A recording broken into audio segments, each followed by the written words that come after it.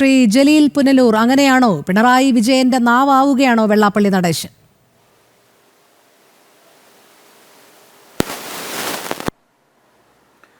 അല്ല, പിണറായി വിജയനെ സംബന്ധിച്ച് വെള്ളാപ്പള്ളി നടേശനെയോ അത്തരത്തിലുള്ള ഏതെങ്കിലും ഒരു സാമുദായിക നേതാവിൻ്റെയോ നാവ് കൊണ്ടുള്ള ഒരു വക്താവ് സ്ഥാനവും ഇടതുപക്ഷത്തിനോ പിണറായി വിജയനോ ആവശ്യമില്ല.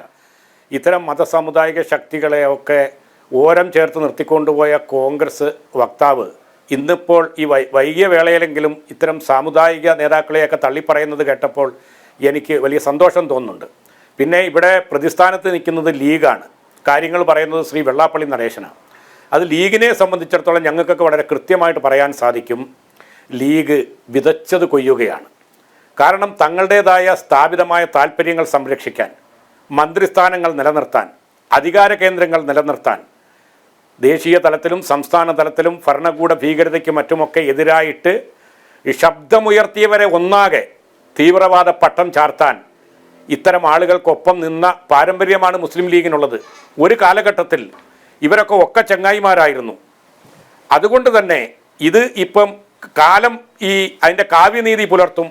ഈ വെള്ളാപ്പള്ളി നടേശനിൽ നിന്നും ലീഗിനിപ്പം കിട്ടുന്നത് അത് ലീഗിൻ്റെ മാത്രം പാപത്തിൻ്റെ ശമ്പളമായിട്ട് ലീഗ് കരുതിയാൽ മതി. മറ്റൊന്ന് കാര്യം, മുസ്ലിം ലീഗ് എന്ന് പറയുന്നത് ഇന്ത്യൻ തെരഞ്ഞെടുപ്പ് കമ്മീഷനിൽ രജിസ്റ്റർ ചെയ്ത ഒരു രാഷ്ട്രീയ പാർട്ടിയാണ്. ആ രാഷ്ട്രീയ പാർട്ടിയെ വിമർശിച്ചാൽ അതൊരു മതത്തിനെതിരാകുമെന്ന് എനിക്ക് പറയാൻ സാധിക്കില്ല. അതുപോലെ തന്നെ ഈ ലീഗിൻ്റെ ഒരു പൊതു സമീപനം എന്ന് പറയുന്നത് ലീഗിനെ വിമർശിച്ചാൽ അവരൊക്കെ മതവിരുദ്ധരാണ് എന്നൊരു ധാരണയുണ്ട്. അതുപോലെ തന്നെ പാണക്കാട് തങ്ങന്മാരെ വിമർശിച്ചാൽ അവർ ആത്മീയ നേതാക്കളാണ്, വിമർശിക്കുന്നവരൊക്കെ മതത്തിന് പുറത്താണെന്നുള്ള ഒരു പൊതുവികാരവും പൊതുബോധവും മുസ്ലിം സമുദായത്തിൻ്റെ ഇടയിൽ വളരെ കാലം മുമ്പ് തന്നെ ലീഗ് വളർത്തിക്കൊണ്ടുവന്നിട്ടുണ്ട്. ഇപ്പോൾ അതിൻ്റെയൊക്കെ ഒരു ഇരയാണ് ഞാൻ. എനിക്കെതിരെ 2-3 സൈബർ കേസാണ് ലീഗിൻ്റെ ഉത്തരവാദിത്തപ്പെട്ട നേതാക്കൾ കൊടുത്തിട്ടുള്ളത്.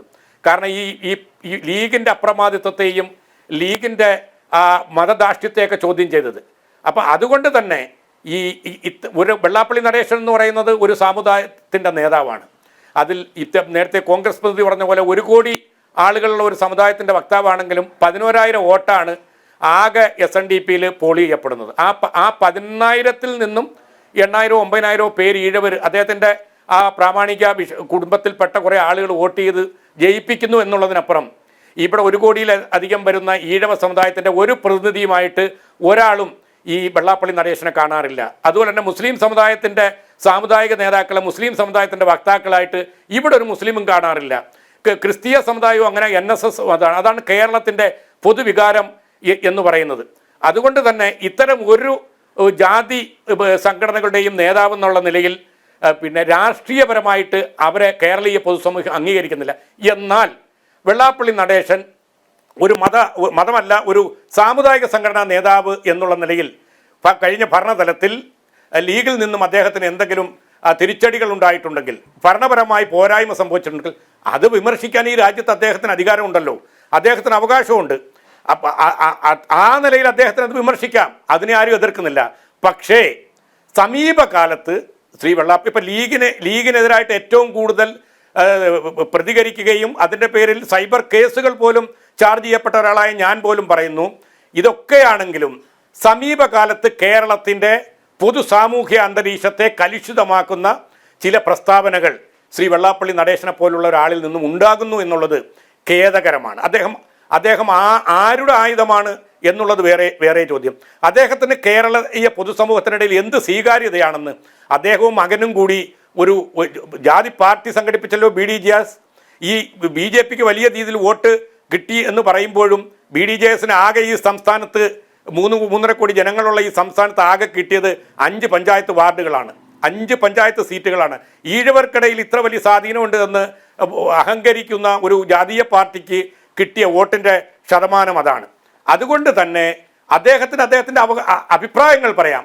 പക്ഷേ അദ്ദേഹം ആരുടെയൊക്കെയോ ഒരു വക്കാലത്ത് ഏറ്റെടുത്തുകൊണ്ട് ഈരാറ്റുപേട്ട, മലപ്പുറം സമാനമായ ചില പദപ്രയോഗങ്ങൾ ഉപയോഗിച്ചിട്ടുണ്ട്. ഒരു സമൂഹത്തിൽ സംശയമുണ്ടാക്കുന്ന തരത്തിലുള്ള പ്രസ്താവനകൾ വളരെ പ്രായാധിക്യമുള്ള ആളാണ്, ഞങ്ങളൊക്കെ ഏറെ ബഹുമാനിക്കുന്ന ഒരാളാണ്. ചില തെറ്റിദ്ധാരണകൾ അദ്ദേഹത്തിന് ഉണ്ടായിട്ടുണ്ടെങ്കിൽ അത് തിരുത്താൻ വേണ്ടി കണിച്ചുകുളങ്ങരയിലെ അദ്ദേഹത്തിൻ്റെ വീട്ടിൽ പോയി അദ്ദേഹത്തോട് കാര്യങ്ങൾ വിശദീകരിച്ചു കൊടുത്ത നാഷണൽ ലീഗിൻ്റെ പ്രതിനിധിയാണ് ഞാൻ. കാരണം അദ്ദേഹത്തിന് ലീഗിനെ വിമർശിക്കുന്നതിൽ ഞങ്ങൾക്കാർക്കും ഒരു വിരോധമല്ല. ലീഗ് വിമർശിക്കപ്പെടേണ്ട പാർട്ടിയാണെന്ന് തന്നെയാണ് ഞങ്ങളുടെ അഭിപ്രായം. പക്ഷേ അതിൻ്റെ പേരിൽ ഒരു വിഭാഗത്തെ ടാർഗറ്റ് ചെയ്തുകൊണ്ട് അദ്ദേഹം ആരുടെയെങ്കിലും മെഗാഫോണായി മാറുന്നെങ്കിൽ അത് തെറ്റായ സമീപനമായിട്ട് മാത്രമേ നമുക്ക് കാണാൻ സാധിക്കൂ. ഇതുവരെ മുഖ്യമന്ത്രി പിണറായി വിജയൻ തള്ളി പറഞ്ഞിട്ടില്ല. ഈ ലീഗിന്റെ ആയിട്ട് ഒക്കെ ചങ്ങായിമാരായിട്ട് നടന്നതാണ്. അല്ല, മുഖ്യമന്ത്രി ഇന്നലെ പറഞ്ഞല്ലോ അദ്ദേഹത്തിന്റെ നല്ല കാര്യങ്ങൾ, അതിപ്പോൾ BJPയുടെ ഒരു നേതാവിൽ നിന്ന് പോലും രാഷ്ട്രീയപരമായിട്ട് ഞങ്ങൾക്ക് അഭിപ്രായ വ്യത്യാസം ഉണ്ടെങ്കിലും ആ പറയുന്ന കാര്യത്തിന്റെ മെറിറ്റ് നോക്കി അതിനെ ഞങ്ങൾ അംഗീകരിക്കാറുണ്ട്. അത് ഈ രാജ്യത്തെ ഒരു വ്യവസ്ഥിതിയുടെ ഭാഗമാണ്. വെള്ളാപ്പള്ളി നടേശൻ പല നല്ല കാര്യങ്ങളും പറഞ്ഞിട്ടുണ്ട്, അതിന് ഞങ്ങൾ അംഗീകരിക്കും.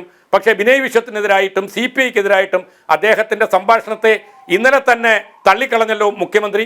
അതുപോലെ തന്നെ ഇന്ന് പാർട്ടി സ്റ്റേറ്റ് സെക്രട്ടറി കൃത്യമായി പറഞ്ഞിട്ടുണ്ട്, ഏതെങ്കിലും ഒരു പ്രദേശത്തെയോ ഏതെങ്കിലും ഒരു വ്യക്തിയെയോ ഏതെങ്കിലും ഒരു സംഘടനയുടെ മേൽ വർഗീയതയോ തീവ്രവാദമോ ചാപ്പ കുത്തുന്നത് ആ സമീപനം വെള്ളാപ്പള്ളിയുടേത് ശരിയല്ല എന്ന് ഇന്ന് പാർട്ടി സംസ്ഥാന കമ്മിറ്റി അർത്ഥശങ്കക്കിടയിലായിട്ട് അതും വ്യക്തമാക്കിയിട്ടുണ്ട്. എന്നാൽ ഒരു സമുദായ നേതാവ് എന്നുള്ള നിലയിൽ, അതും കേരളത്തിലെ ഏറ്റവും പ്രബലമായ ഒരു സമുദായം, മതനിരപേക്ഷതയുടെ വിളഭൂമിയായി കേരളം നിലനിൽക്കാൻ ഇത്രയും വലിയ സംഭാവന നൽകിയ കേരളത്തിലെ ഏറ്റവും വലിയ പ്രസ്ഥാനം ഈഴവ സമൂഹമാണ്. ശ്രീനാരായണ ഗുരുദേവനെ പോലെയുള്ളവർ, കുമാരൻ ആശാനെ പോലെയുള്ളവർ ഒക്കെ വിഭാവന ചെയ്ത് അവരൊക്കെ ഇരുന്ന കസേരയിലാണ് ശ്രീ വെള്ളാപ്പള്ളി നടേശൻ ഇരിക്കുന്നതെന്നുള്ള യാഥാർത്ഥ്യം അദ്ദേഹം കൂടി മനസ്സിലാക്കേണ്ടതായിട്ടുണ്ട്.